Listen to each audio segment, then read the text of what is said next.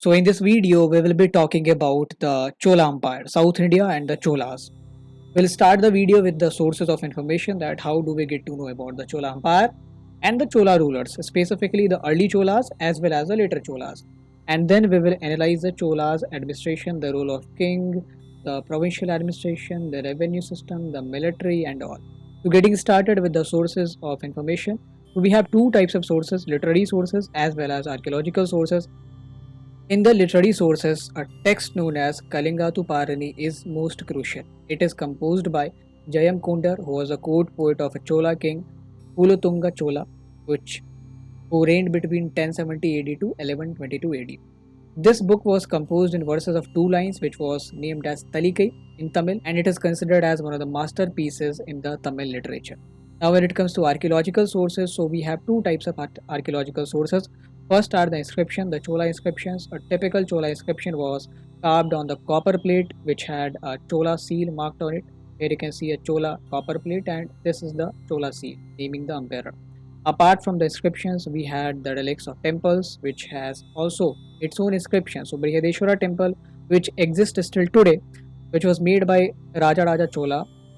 The inscription of this temple, and by the way, this temple is one of the UNESCO's World Heritage Site, and this temple is dedicated to Lord Shiva. The inscriptions of this temple are also very helpful in figuring out the details of Chola Empire. So in that way, these both are a great archaeological source of information regarding the Chola Empire. Now, when it comes to the Chola ruler, we should study first the early Cholas, and the first Chola ruler to have gained in territory as well as influence was Karikala in 2nd century AD during the Sangam phase only, 3rd Sangam phase. But the greatness of Cholas was brought back by Vijayalaya in about 850 AD. He made Tanjavur his capital and he was succeeded by his son Aditya. Now the son of Aditya, Parantaka, was the greatest ruler of Chola Empire. The son and successor of Aditya is regarded as a real founder of modern Chola Empire, real founder of Chola greatness. He was the patron of learning, patron of spirituality. He patronized the Nayanar saint, the Alvar saints. He ruled from 970 AD to 955 AD. After that, his son Raja Chol, he was the most powerful ruler, and he is also famous for constructing the famous Brihadeshwara temple at Tanjavur or Tanjore, which was dedicated to Lord Shiva. After that, the son of Raja Chol, Rajendra Chol, became the ruler, and he was the most expansionist ruler in the Chola history. Rajendra I took the title of Gangaikonda after defeating the Ganga rulers, and he also started building a new capital called Gangaikonda Cholapuram, but unfortunately he died on the battlefield. Before that, he also performed the Ashwamedh sacrifice, which was performed by Samudragupta himself. So this sacrifice was very prestigious and it can only be performed by the powerful rulers. This shows that Rajendra Chola was powerful, and in fact he was controlled the whole area of Bay of Bengal. It is said that Cholas were the boss of trade in South Asia. Now coming to the later Cholas, after the death of Rajendra Chol, his son Raja Dhiraja Chol was made ruler, and his son was Rajendra II. His son Rajendra II was followed by his brother Veer Rajendra, and Veer Rajendra was followed by his own son Vikram Chola. Then there was Kulatunga II, and after that we have Rajendra III. And after the reign of Rajendra III, the Chola power went into decline. By 1232 AD, the Chola power was on the decline and it ended after the reign of Rajendra III and was succeeded by the rulers of Pandya dynasty. So that's all in the Chola rulers. Now we'll come to know the administration of Chola rulers. So the king was the head of administration. The Chola had a highly efficient system of government, and king used to be the head of administration. The king should keep in mind the old customs and tradition while issuing the royal decrees or the orders. Apart from that, a council of ministers and officials was there to help the king over the administrative matters. Now, there was a provincial government too, so empire was divided into 6 and 8 provinces, which were known as mandalas, and these provinces were further divided into a number of kotams, which can be termed as district. Then the mandalas were divided into a number of kotams, and then the kotams were again divided into districts named as nadu. And the smallest unit of administration was kurrams, which made up of several villages.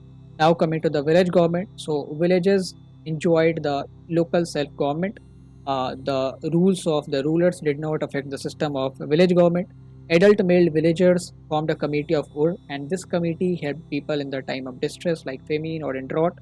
It also has a job to maintain temples, promote education, protect villagers, and reward the meritorious peoples. There were two sets of officers appointed by the government to supervise the local self-government activities in the villages.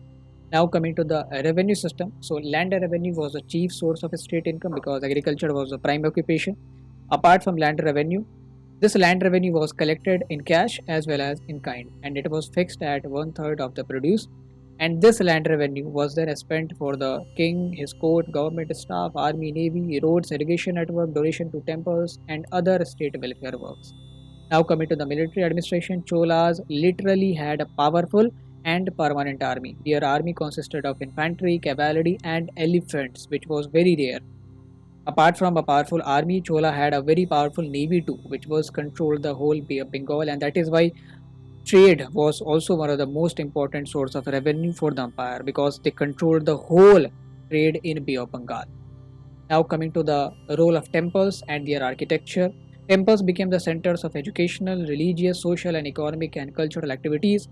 In the temple courtyard, Brahman teachers taught Vedas, grammars, literature, philosophies, and moral values. Likewise, the temples of Madurai also acted as colleges and universities. Temples of Madurai, Kanchipuram, Tanjavur acted as the colleges and universities. The temple was also a meeting place for whole village. Local matters and problems were discussed and solved in the village council meetings. All the ceremonies connected from birth till after the death were performed in the temples only. Apart from the activities and ceremonies, festivals and fairs were also held at temple. Temples also had a hospital attached to them. Temples used to provide free food to students, teachers, pilgrims and the scholars. So in that order we can say that in the spheres of local government, art, architecture, religion, foreign trade, and the naval activities, the Chola period reached great heights. So that's all in this video. Thank you for watching.